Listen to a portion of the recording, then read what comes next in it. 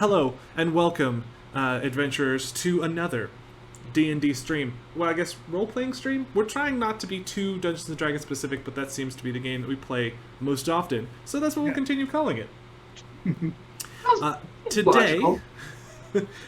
in sort of because we have gotten so many cool new Warlock Dungeon tiles that have become available to the D&D team, we decided to talk about. Oh yeah, there's some Warlock tiles there. That's the towns and villages.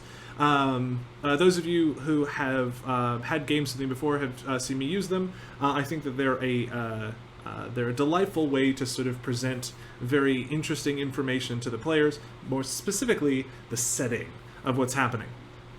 Now, Dungeons and Dragons, we're going to go do a little bit of a history thing. Sorry, I don't know if I mentioned this explicitly. We're talking about maps today, specifically Battle map, ways kind that of. we use them in games. Quick history Yep. lesson. Way back in the day, Dungeons and Dragons was not, in fact, called Dungeons and Dragons. It was called Chainmail, and it wasn't a role-playing game. It was a tabletop strategy game. So in order to understand battle maps, you have to understand the beginning of role-playing games in general.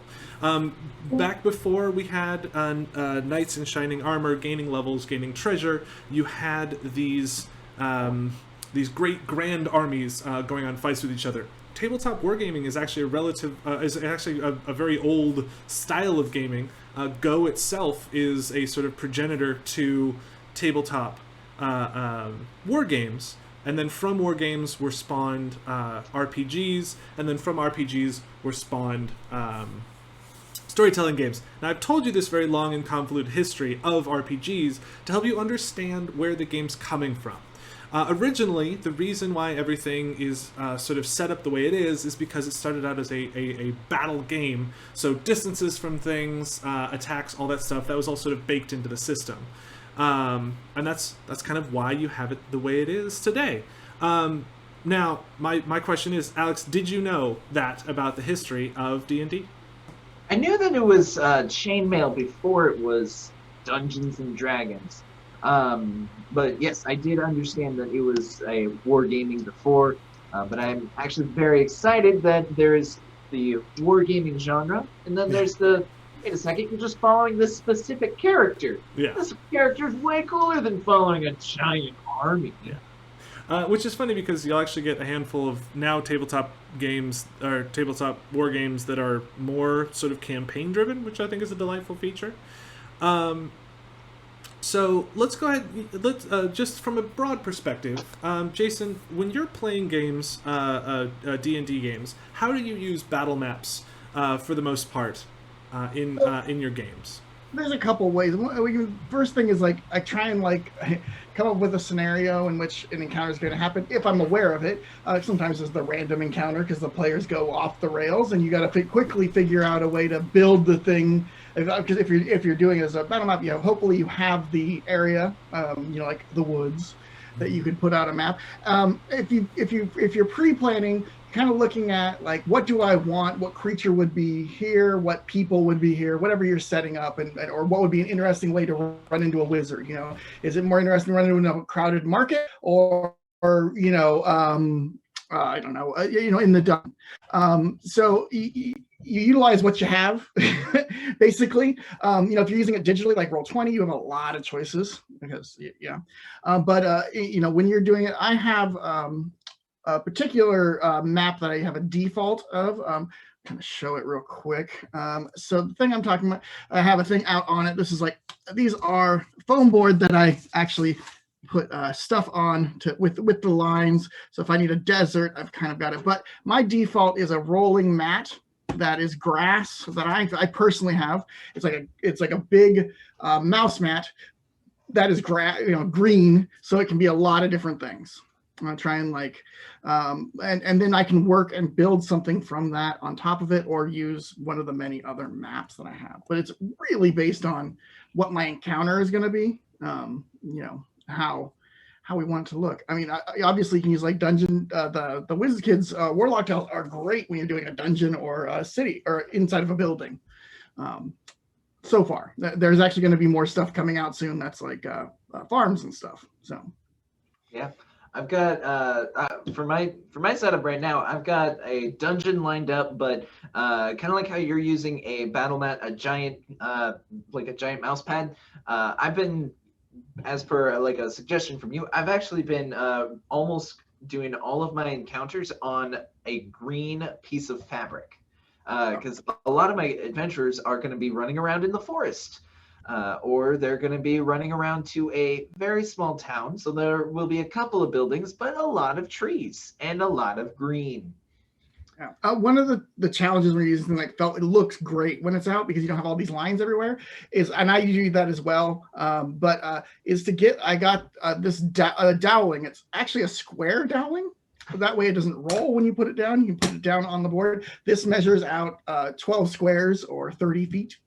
For one, it's or not 12 squares. Yeah, it's 1 foot. So it's actually, yeah. 12. So yeah.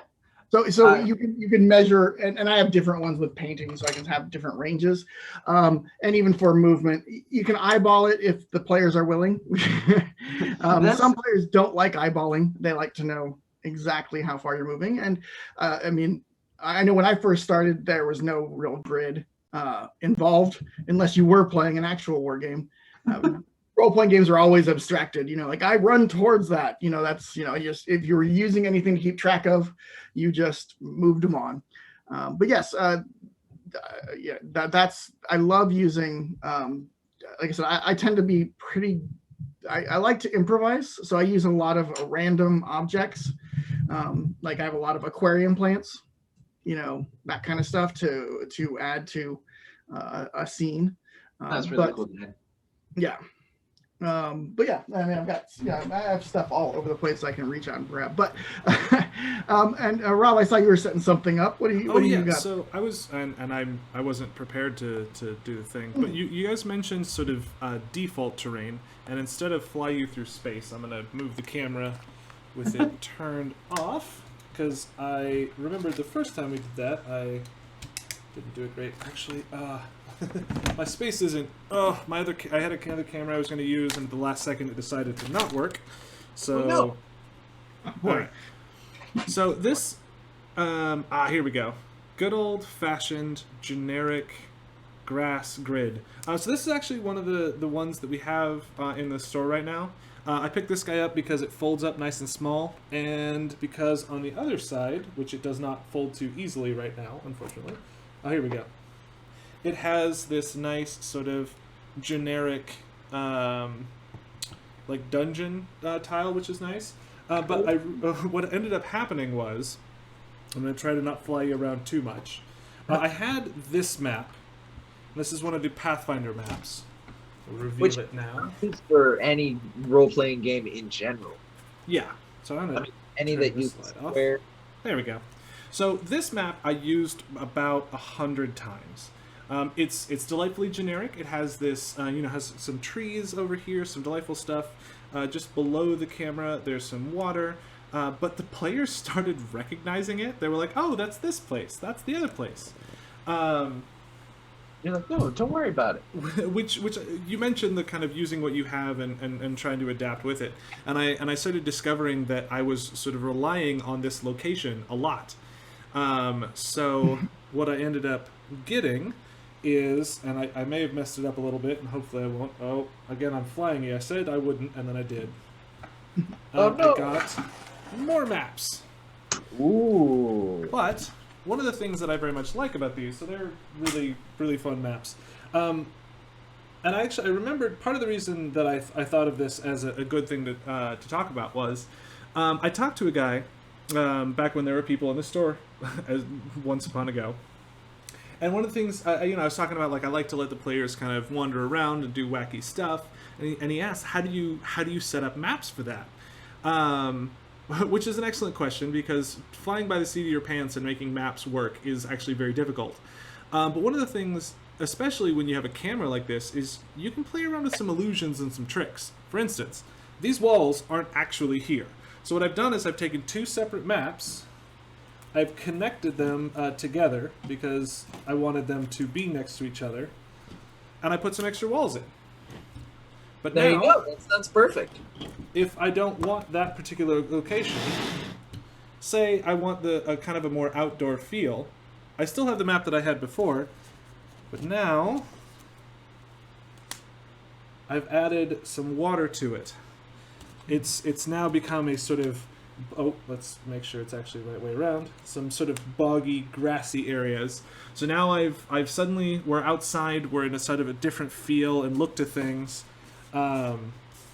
And so one of the things I really love, especially about these sort of colored maps, is with a little bit of 2D terrain, you can really change the look and feel of things.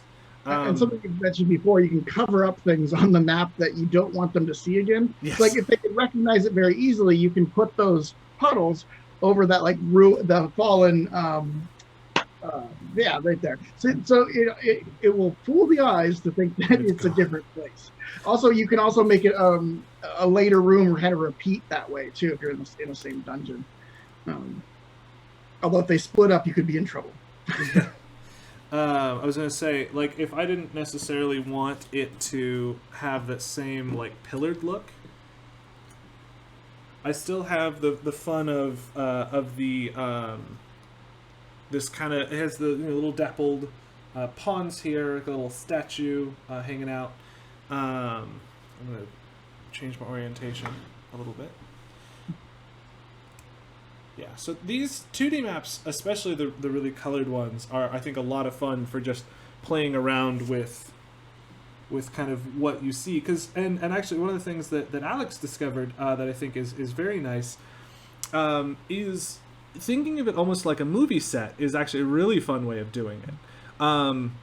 Yeah, I'm actually, I've got most of it set up. I was just building another room in the meanwhile. But yeah, no, I can definitely show that off. Let me switch back to my camera. Oh yeah, I was gonna say, yeah. So remembering kind of the illusion of it, because again, like obviously you want to try and use the theater of the mind as much as possible, but you can really play around with kind of that perceived information. So let me. Yep. Here's my screen also. Top-down view, but if we are in that movie theater style sort of thing, the camera is at the fourth wall, so instead of having a bunch of walls everywhere, I could literally plop the camera down, have the wizard and the giant Goliath battling the Minotaur in this third-person view. I can continue to have, you guys can see some behind the scenes of this all too. There can be a wizard and some other guy in a crazy cloak wearing, or at some sort of summoning circle. But yeah, you can just have a continuous, this is just an entire theme, or this is just an entire, that's a dark tunnel. But yeah, it's all one set piece, or you can make it so it's all one set piece, which I was having some fun today. There were some kids that were doing a little bit of a Freaky Friday situation with this, just swapping bodies, or swapping mentalities and minds and all that fun stuff. Yeah, the one thing, the great thing about the Warlock tiles that the maps, one of the problems that can be is they're glossy, so you can draw on them, which is great if you have like wet erase or dry erase markers. You can actually draw the aura effect of something or the fire that they start. I'll show you on mine. You'll see this is a battle map. You can see that glare also, and also this particular one I haven't put it out, so it's not flat, but it's not incredibly flat. But like you were showing, you can also two-dimensionally add things. Some of my fun aquarium plants. So you add things. That one doesn't so great, but because it is. But even adding certain effects. I mean, obviously that actually is glowing, but because of the lights, you can't tell. So I regularly turn different lights off and on, and it's tricky right now. We're constantly working on the lighting situation. It's all. Oh yeah, especially we there's a lot of camera work that's going into what we're currently doing, and it's but it adds a lot to just. I find. When you dim the lights a little sometimes, at least for me, you can totally change up what is being perceived a lot. It changes it's suddenly a spooky or it's a nighttime environment. I remember one of my favorite experiences with that is you had a light box, like an LED with like a switch, and this was back when we were all doing the games in the basement, and you would turn down all the lights because there was a shaman who had like this storm roll in, and so you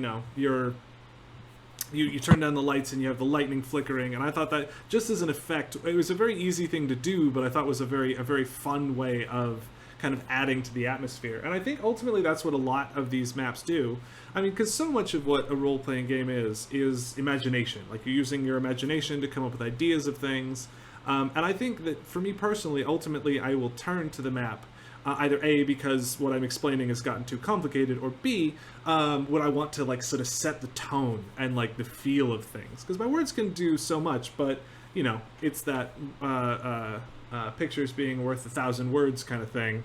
I love being able to turn the camera to the set after I've been sort of describing all of these things, and have the players see it for the first time and have them just go, oh, which is always just such a fun moment. Is that sort of realization of like, oh no, this is the situation we're in. Okay, this is getting kind of crazy or wacky, which I just really enjoy. I enjoy that a lot personally. So. Something that I've also been enjoying with like setting up the whole map and whatnot is, even though I'm having the camera focus on the players battling their enemy, in the background I'll have other characters show up, and then they're just like, hey, wait a second, do we pay attention to that guy? You just moved him. And I'm like, do you want to pay attention to him? So then they have to make the conscious choice. Do we focus on what most of the camera's focusing on? Or do we look out? Yeah. Another really cool effect that I've done, especially with the little tea lights. I have these little things, little plastic cups, and I put a tea light on top, and it makes a great, on those little battery operated tea lights, they make great will-o'-the-wisps if you turn the lights down. And so that's, and especially with or torches in the distance. Because I did that first, where I had a couple of encounters where there was torches, and so they knew to sneak up on the bandits or whatever. But when that will-o'-the-wisp is then leading them to their doom, in that case, to a zombie beholder, because but you have that kind of, that you can do a lot of effects, and that's, I mean, it's not really so much the battle mat in that case, but it is the environment. Like I said, like having the torches be a light that kind of triggered that response, because it's like, wow, look at that over there. There actually is a light. But another, like I said, like coming up with an encounter too, like you can change, without even changing the physical map, you can change the encounter by having the weather change. If it's pouring down rain, that can, you can have it, have effects on the combat, especially if they're fighting like a water elemental or something. Maybe it's healing or regenerating every turn or something. Or if they're fighting a fire elemental, then they're getting some help. Yeah, I mean, I typically, if I think it would be more interesting if you did that, to have like a helpful NPC to summon that rain, exactly. or one that seems helpful. Always have to be suspicious of NPCs. Always. The cuter they are, usually the worse they're gonna mess you up. Yep. Oh, very true. One of the things, Eric brought up a good point, that you could very easily take pictures of your maps and put them into Roll20, and I agree completely. For the most part, just because of the nature of how we run things, Roll20 isn't as viable an option. That being said, one of the things that I really enjoyed was some of the, on Roll20 they have a handful of the maps with the light effects, and I bought the Dungeon of the Mad Mage. I bought that map set. And so that one is a lot of fun for sort of like, because the map is so hard. It's such a weird, winding, twisting map that trying to explain kind of what's happening. Like, all right, so the tunnel goes forward 15 feet. There's a slight jog to the left, but then it also continues forward. And there's an alcove on the right 10 feet past the Y.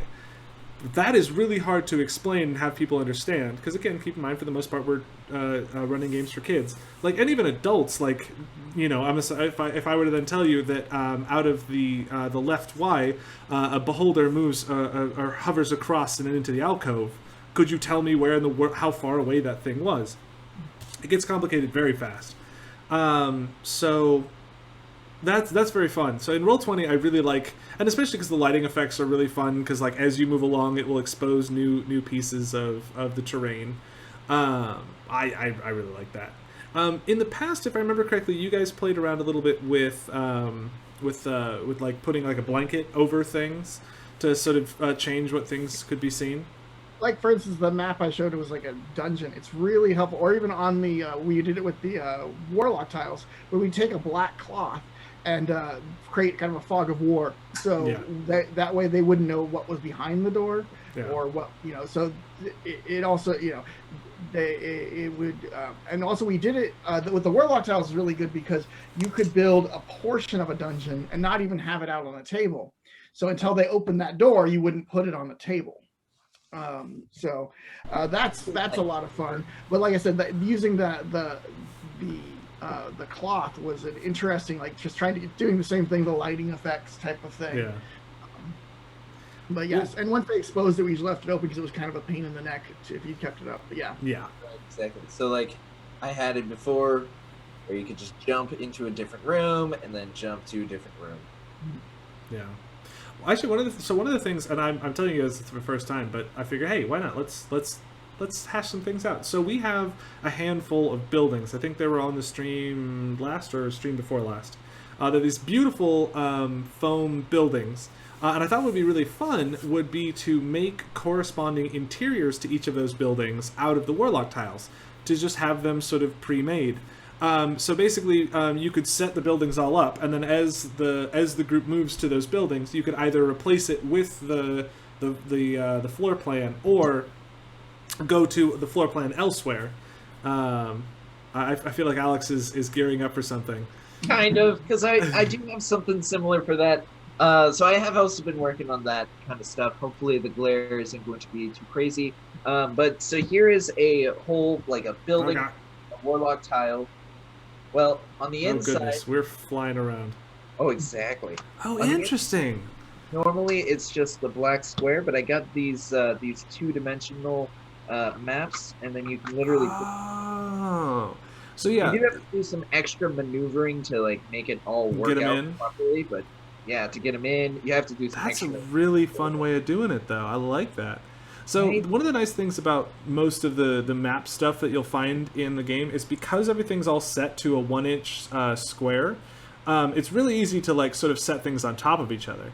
I've definitely done that before because I have a bunch of different sort of really cool looking maps, but because everything is that sort of scale, you can really just sort of slap it on there and have a good time with it, which I really enjoy. And that's, see, again, it's that playing around with illusions, and I think more than in other cases, I feel like battle maps are when you really are sort of playing around with the more sort of physical illusion of it, because obviously it's how good you are at telling a story is sort of, as a DM, you're explaining the room, you're talking about the things, but then there's also that second half, which is that kind of physical presentation of that information. So I think they can really help sort of augment each other. I'm also really enjoying these buildings that you've built. That's really fun. Right? It's so much fun. This one has like 2 identical rooms right next to each other. Now this is also where it gets a little bit tricky, where there's actually another wall that's right here. But I didn't want to have to break it. So, but I mean, theoretically, I could build wall. But I don't want to bust through. Yeah. Yeah. I visually, you don't really notice it. Like, it looks, you can tell there's a wall there. Like, it's also, what's really fun too is if you look, so they've split 2 of the squares in half with the wall. But what they did was they put stuff in either side along the wall to make it so that you couldn't really occupy that space, which is a really fun way of essentially filling the full square. Right. Like you could also split it up this way too. Yeah. Well, and that's one of the other things actually that I end up doing a lot of times is I have my sort of my bucket of set supplies, pillars, beds, that sort of thing. And actually, just adding that level of three-dimensionality to a two-dimensional map, I think, Jason, you were showing some of your plants and things. I really enjoy. It can add a fun level to the map. Sorry, my phone's buzzing. I don't want it to buzz the thing. But yeah, just that kind of the added three-dimensionality can really punch some stuff up, which I very much enjoy. And one of the things that's super easy are nice rocks. You find? I do. Because this is a boulder. If you need to prop something up, I get the most use. I have a whole box of white rocks since I've been doing Rime of the Frost Maiden with one of the groups. And so it requires, like, I've got a beach glass that I've had forever, and I use that to make ice. Ooh, yeah. Really good. That's a whole setup, though. And the other thing that works... My rock. Oh, yeah, good rock. This is, I believe, a piece of Zulu's, actually. I just went outside the back door and I was like, hey, look, a piece of concrete. Done. Like, that's mine. Yep. I've also... one of the things I did is I got building blocks. They're like IKEA building blocks, and I painted them like stones. So then I can make walls really quick, or I can make like a wall that can get knocked down, which is nice. Oh yeah. You can also I've made altars out of it. I've made you can just build up a tower really quick. Yeah. And on top of that, you can then furnish it with other items to make it work really well. But yeah, that one I've used those a ton. So yeah, I have stashes of stashes. Behind me, I have a 8-drawer thing that just each one is like, here's treasures, here's elements, because I got just fire and water and and I've done things like I took an old poker chip, printed out the dimensional thing from Doctor Who. It's so cool. Mod podged it on and put it on a base. So there you go. You got your teleportation portal right there. Yeah. So yeah.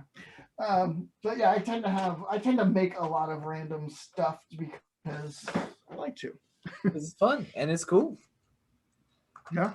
I was just moving some stuff around. So maneuverability and customizability and just being able to have extra pieces. I'm forgetting the word for it, but where it's customizable, it's not set in stone. Modular, yes, that.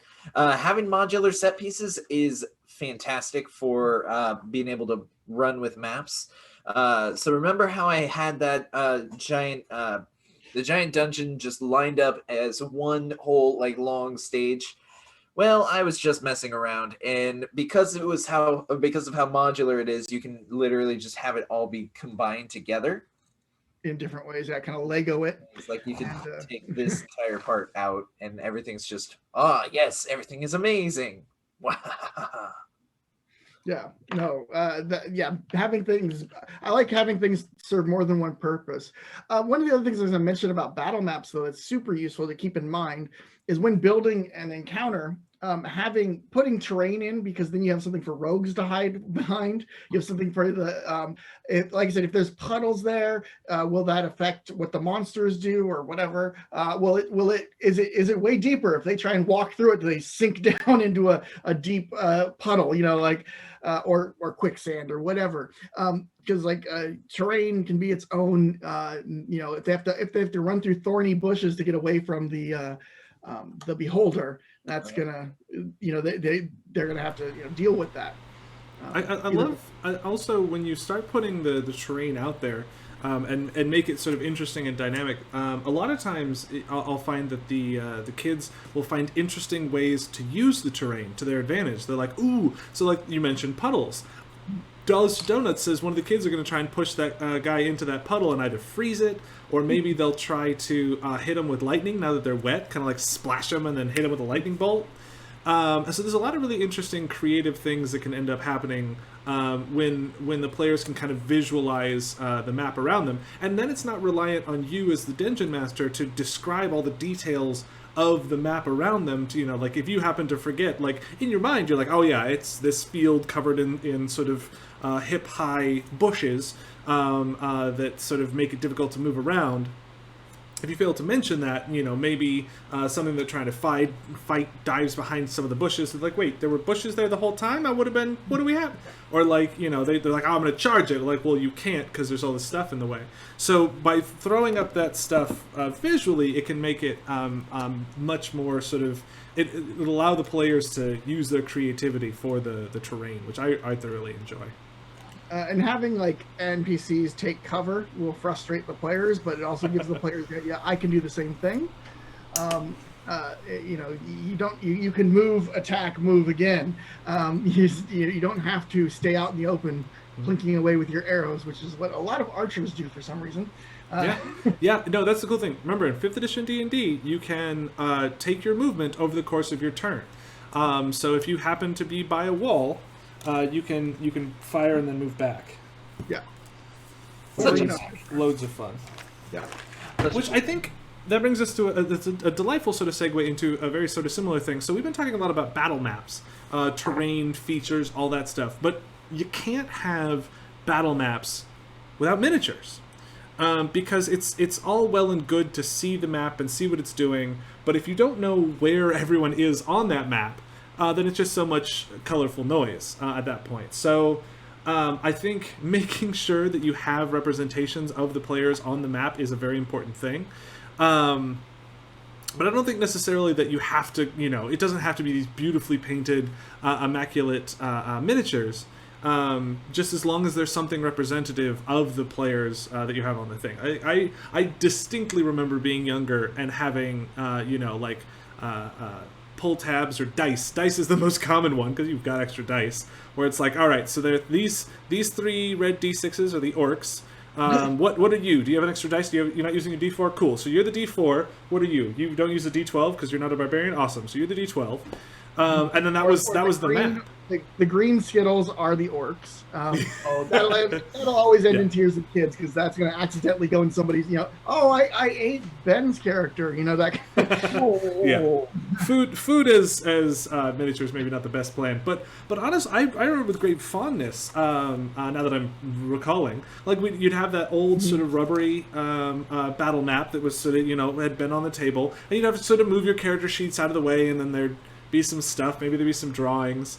And that was even just that element of the map was such a delightful bit of creativity. But then also one of my other sort of favorite memories was there was a kid that had taken and drawn his character on a piece of paper and then wrapped it around a couple times so it was a tube, and then had put a penny on the bottom, and so he had this miniature that was him that he was like, this is me. He had no idea how to play the game. He knew nothing about how D&D worked or nothing, but all he knew was this was him. And then, I did my best to make his character represent, numerically represent that little guy. But I really enjoyed that. It was fun. Yeah. Another, talking about using cheap ways of doing things. I want to grab this. I don't know where I put the rest of them, but I was running a modern game. I didn't have a lot of stuff. So what I did was I printed out. Oh, yeah. And I just put it on some cardboard. I actually have like an old thing. But I also would do chits for the. You can print out character. You easily find a character image and just put it on a piece of paper. A little piece of thicker paper, or even just paper, like you said. Now is that 2 by 3, or is it 1.5 inches by? Or did you measure it out for its size? For its footprint? This one I measured out. I don't remember. It's been on my bookshelf, literally. Blue tacked to it just because I just saw it over there. I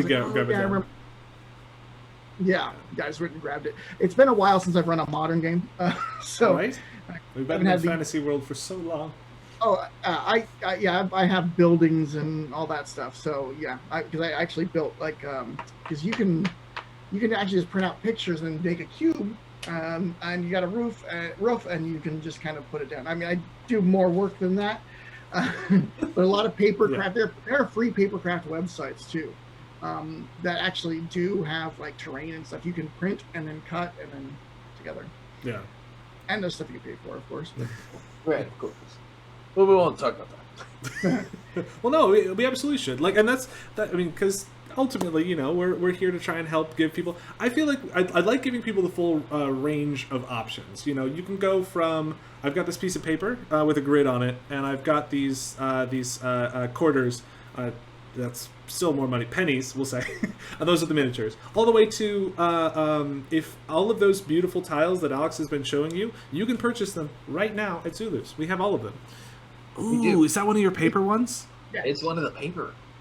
That's See, fun. Actually, better if I flip the camera around because Yeah. it's kind of make out there. But so you can kind of see it's got multiple levels. It's and it's like multiple. I mean, it's not.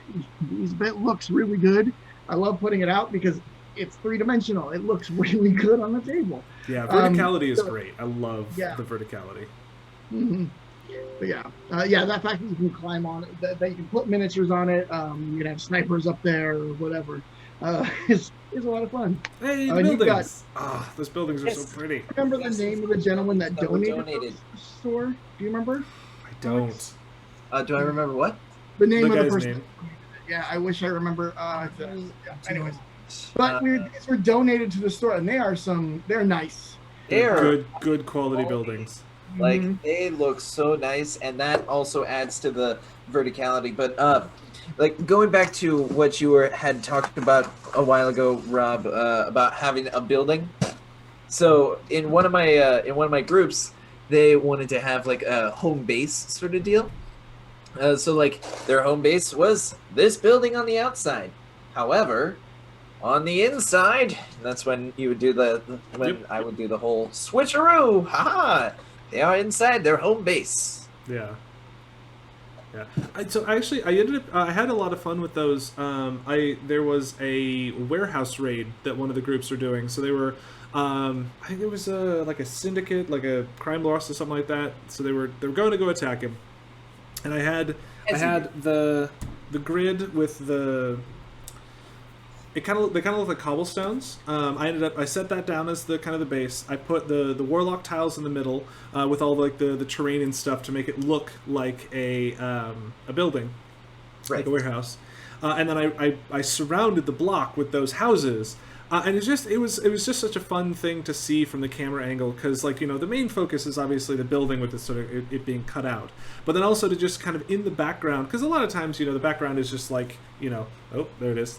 The maps, or I've got my painting stuff here, which I'll mention later, and then but to have that kind of that ambiance. And one of the things that I know that Matt's talked about a couple times that I would love to do but requires back end work is to do some like green screen backgrounds. So essentially, you would take and you would set up your maps and terrain and stuff, and then you just sort of surround it with a small wall of green screen, key it out. In the same way that we do the Zulu shopping network, and then you can put in the background. You could do like a forest or whatever, and then I don't know. There's a lot of really fun stuff you can do with it. I don't personally get along well with green screens. If you've tuned in to the Zulu shopping network, you've seen a couple times where there's either been a green screen or like weird fuzz in the background. So. I'm getting better at it, but green screens and I just do not get along. Actually, Zoom is surprisingly good at backgrounds. Like I took because let's see, virtual background. I can just be in Zulus, and I don't have a green screen behind me. And I mean, you lose your fingers a little bit, gets a little fuzzy, but I mean, like that's surprisingly powerful stuff. It's magic for all I know, but it's kind of nice because I'm back in Zulus. Also, Alex, I don't know if you're setting something up, but your camera has gone dark. Oh, I know. I'm working on it. So I was actually like, I was just playing around with stuff. Sorry, just adding a little bit more. Yeah, what was I gonna say? Maps, tokens, price stuffs. But yeah, so if you like the look of any of the warlock tokens, we do have all of the bits and bobs that you can want. And they're actually pretty reasonably priced. Like a box of all of those things is $49.99, $50 pre-tax, and it's like you can make quite a bit with just one box. Because I remember there for a while there was what was the other one? Dwarven Forge. Dwarven Forge. Yes, Dwarven Forge stuff looked awesome. They were a little bit chunkier and not necessarily as modular.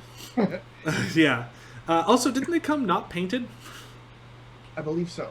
Yeah. So it was always one of those things where I was like, ooh, I have this fantasy of one day being able to make these awesome maps. And now I can, which is honestly one of my favorite things to do is to create really interesting sets. That's provided I know where they're going. I've had multiple times where the players have been like, that thing that you were talking about doing that we said that we wanted to do, not that, this now. And so then I have to try and figure out like, oh, okay, what are we doing now?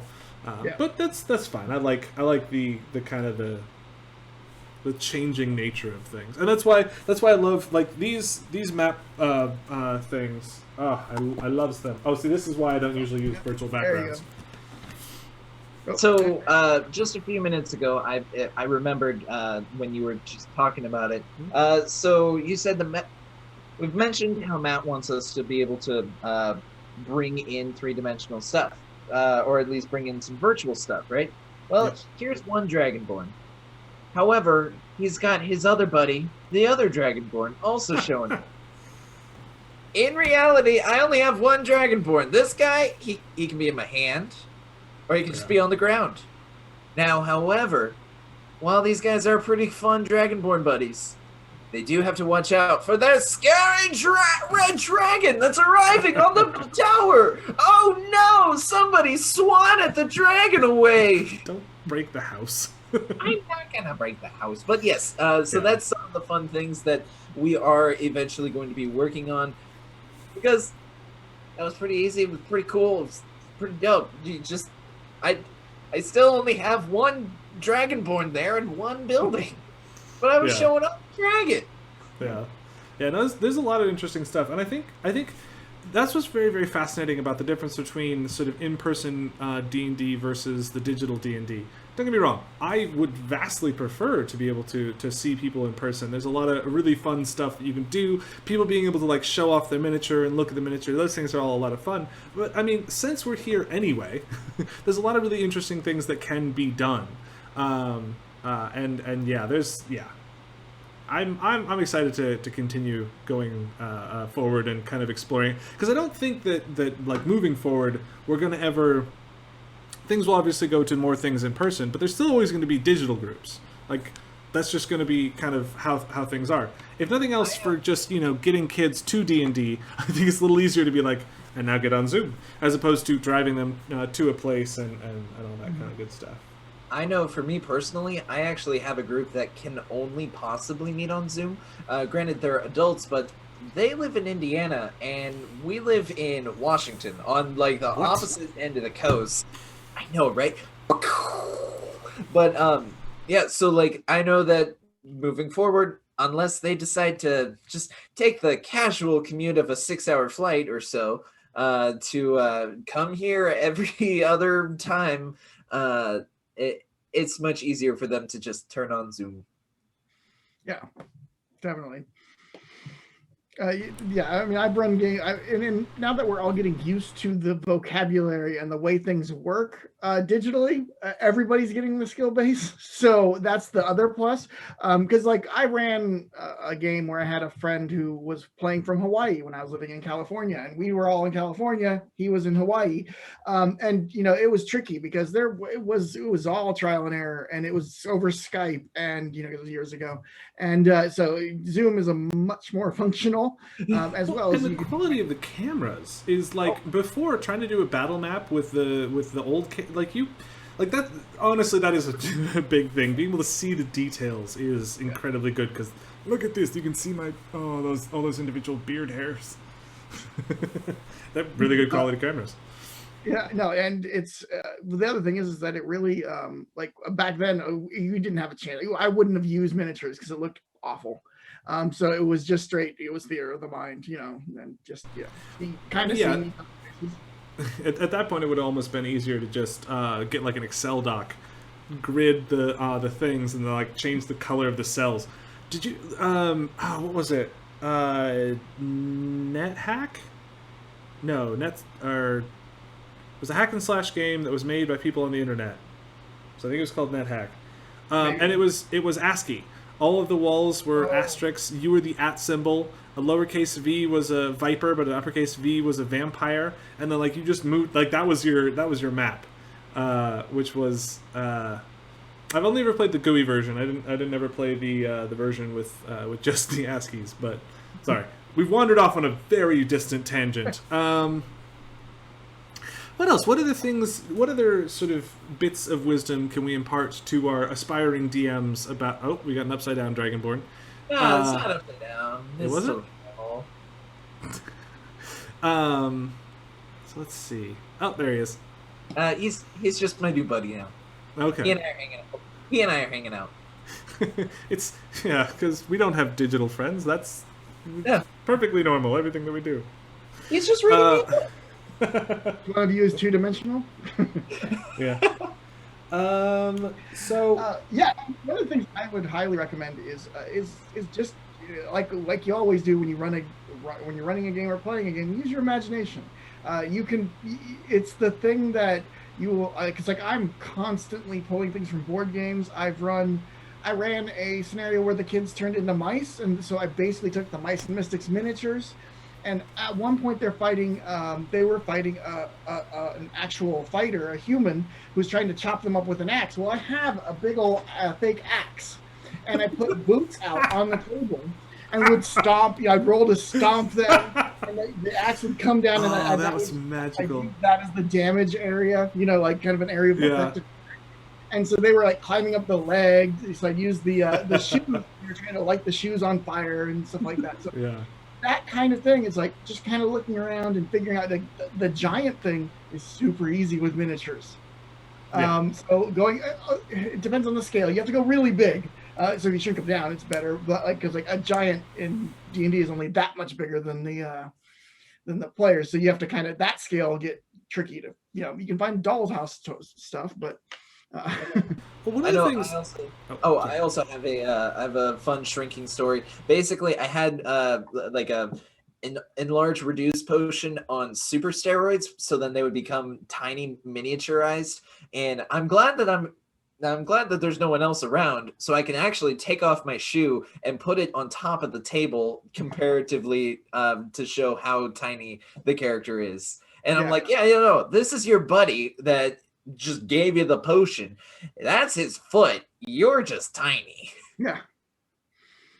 No, yes. And I also had I have like potion bottles and stuff because they were also there was another a rat that was pushing off potions and causing crazy effects in an alchemist lab. So it was a whole and the person swinging the axe. It was chaos, but a fun kind of chaos. Oh, good. And that was another thing I used for terrain was I wrote on a piece of paper and I did like little drawings and like runes. Then I cut it up and burned the edges. And that was like spell that it was areas that if they touched would trigger a spell. It was super simple, but it looked really good on the camera. So cool. Yeah. It was, I'll probably have some floating around. Oh. You mentioned having... I feel like it can be a delightful chicken egg sort of situation. So I have this book, and I really, really enjoy it. It's this massive tome of maps, and one of them in it is this. Oh, the Faerun map just fell into it. It's this delightful sort of like lava-filled forge area. When I was first looking through the book, I was like, what in the world am I going to do with this map? This is such an oddly specific map. I'm not sure when I'm going to be in this situation. And I've actually used it a couple times now. I happened to be going through a sort of an old dwarven ruin, and I was like, oh, this is perfect. I'll just slap this guy in here. What was interesting about that one was I was using Dwarven Forge, the Warlock tiles, I was using those for most of the chambers, but then they got to this area, and I transitioned to this large map for them to have it. And then there's a couple maps in here where I've thought to myself, how can I work this interesting looking location into a story? So I've actually a couple times just let the maps sort of be the thing that sort of inspired me. Like this was a manor where they attacked someone at one point, and it's just you can. I needed an outpost. This one's actually a really fun map. It's sort of an outpost kind of a thing. You've got a guard tower with an office, and it was largely just like this interesting looking place. I was like, how can I make something that works for this location? So I've actually found that that sometimes the maps that I have will inspire me to create interesting sort of encounters and scenarios. Much in the same way that, like, because you had those mice miniatures, you made this very interesting story to kind of go along with it, which I very much enjoy. Yeah, I've actually used, like, Alex and I both have, like, one of the things we were doing when we originally started doing the Young Adventures, we had to come up with a story, and Alex and I both were like, well, we're like, what if we did Castle Panic? And it's like an event. Yeah, that was we had this orc, and so we let the kids, we built a ruin, and they could fortify it with defenses, and then the wives of orcs would be coming in. And so they had things they could put out there, put ballistas in certain places, that build traps if they wanted to do anything they wanted. And like looking at that was an inspiration thing, but having Castle Panic, and every once in a while I will look at through the board games and kind of get an idea, or even look at the pieces and go, can I use that? I use tons of stuff from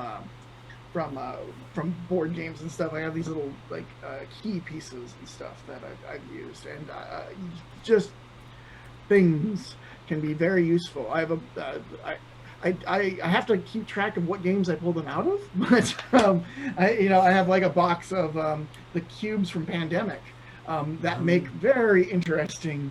Like you have a room full of weird green cubes, and you can do whatever. That could be a lot of different things. Baby gelatinous. Yeah. For some reason, I thought of mini gelatinous cubes, and I was like, that is possibly the cutest and most horrifying thing ever. Yeah.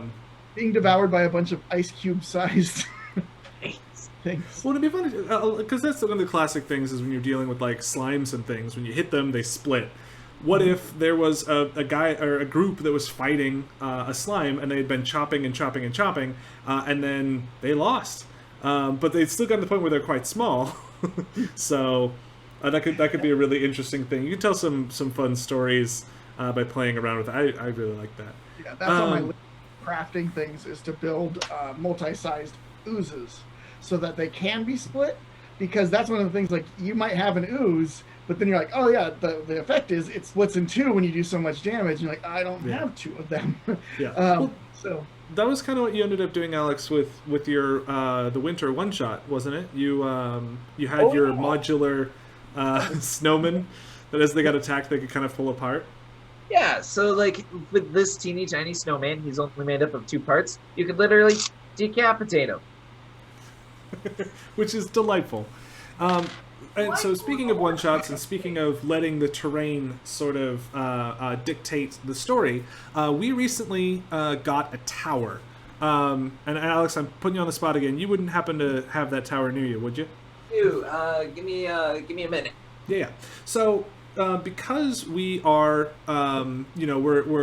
we've gotten out of the holiday season. We're sort of gearing up to try and put some more effort and resources into the D&D program. We're opening up new spots are available. I believe I have some new spots that have opened up on Mondays and Sundays. So if this is something that you seem interested in, we also have Wednesdays and Thursdays open. We've also got Thursdays available, Fridays available. So yeah, we have the week Monday, is opening Monday, up. Friday, and Thursday. But I thought kind of a good way to give it a shot, sort of a try before you buy sort of thing, or even if you just wanted to try out playing D&D in general, what we are doing is a one-shot weekend. So on the 6th and 7th, we're going to be doing some one-shots, and the reason I bring up the tower and these one-shots is because I saw this monstrosity of a set piece, and I thought to myself, we need to find a way to use that. So in our Facebook chat, I have left a link there. Feel free to give that a gander. We've got a couple different time slots available, but essentially the kind of the premise is you as an adventurer have been called to this tower by so in Stardew Valley there's a wizard called M. Asmodeus Wizard. which is a fun name, but I can't use it because if I were to use it, everyone would think that he is, as in some ways, related to Asmodeus, which would have been bad. So he is M. Cornelius Wizard. He has called on adventurers to come and, to do some adventures, and it'll all be beginning as you enter the tower for the adventure. So I'm really looking forward to that. And as a set piece, it is such a incredibly large and pretty thing. Even just taking the picture for this listing itself was a lot of fun. You can pull out the windows and look through the windows, and it was a lot of fun to do. Oh, sorry, that's me. Boink. So, oh no, get that Dragonborn out of the way. Yeah, so here is the tower in comparison to a Dragonborn miniature. It is colossal. I am And very. it did 3 levels, so you can like pull it apart, which I was really that's probably the best feature of that one, since players can go to different levels and you can actually show it, and like because you're not reaching down past another thing, and Yep. you can. So Although since- that bottom since- level is weird to get out, though. I haven't messed with it other than looking at it. Oh, as with the glowy sigils in there too. I love the glowy sigils. So since this was already in my room, I've actually gotten a chance to use it, and basically I had it so the kids had this 3-dimensional battle against dragons. It's a long story, but they had this crazy 3-dimensional, like there's the very top layer which has a lot of holes. So like in order to leap across, if they were to run across the glass, they'd have to roll like a dexterity saving throw in order to not fall through. If Yeah. they failed the dexterity saving throw and just shattered the glass, you can literally take off the glass. I wish we were flying around. Well, yep, you're flying around.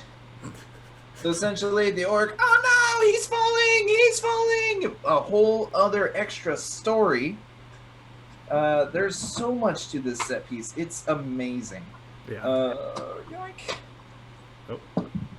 It's so amazing that even the tower itself falls apart. So he's basically falling and falling and oh no! So much so that he turned off the summoning circle. Well, I screwed up Fun, at the, Yeah. right? Ah. Exactly. But yeah. So yeah, if that's something that sounds interesting to you, you want to give that a try. Feel free to head over to zulusgames.com. We've got the link. Oh, let's see if I remember. It's over here. So yeah, I put that in the comments in the Facebook video. Head down to zulusgames.com. Click on D&D sessions, and that'll get you where you're going. One other quick thing. Before we before we sign out for today, so we've talked a lot about miniatures, a lot about having stuff on the table. One of the things that I'm piloting is a painting tutorials. So I've got some bits and pieces. I actually happen to be right behind me. So I've got this lovely painting kit here. I'm going to be only using the paints out of this, a couple of brushes, and one of the miniatures that we have at the store. And I'm going to be painting this guy up to the best of my ability. And if it's something that you guys like and is interesting, it will continue. If you hate it and no one watches it, then that is where it dies. All I'm saying is, I'm just saying, please watch me paint miniatures so I can keep painting miniatures. And actually, we have a lot of really good painters. Jason, Alex both do a lot of miniature painting. Oh yeah, that's the miniature painted up. Andrew, Ethan, both of them are also good at painting. So that's one of the things we're also looking to hopefully do as we go forward. I know that Ethan is setting up, there's a couple of paint kits that comes with the miniature and the paints. So we're figuring out a day to kind of do a painting class, so you'll paint along with him live, so you can ask him questions. So yeah, we got lots of fun stuff coming up, all directly related to keeps talking to the dragon, all directly related to the miniatures on the table. But I think that about does it for us, unless you guys have any parting words of wisdom about watching out for green dragonborn and not dying to them. He just wants to tell me No, stuff. not so much. I say, I'll stick with the whole imagination is the key. Imagination is always the key. Yeah, and just finding how to utilize what you have and making it work. Because you don't need to have the giant tower, but it's cool. Exactly. Like I said, using your dice to represent you on just whatever grid you have is a very fond memory of mine. So, excuse me. This Oh, tower is goodness. giant. It is so big. It is very big. So, all right. Well, All right. adventurers, stay safe out there. Have yourself a lovely week, and we will be back again next week to discuss something else, which hopefully we'll have decided between now and then. We'll get better about telling you guys what you want. In fact, actually, if there is something you would like to hear us talk about, feel free to send us an email at zulusdnd@gmail.com or here on Facebook. If you're watching this on Facebook, we'd love to get your guys' input. But until then, bye. Happy adventuring. Bye, everyone.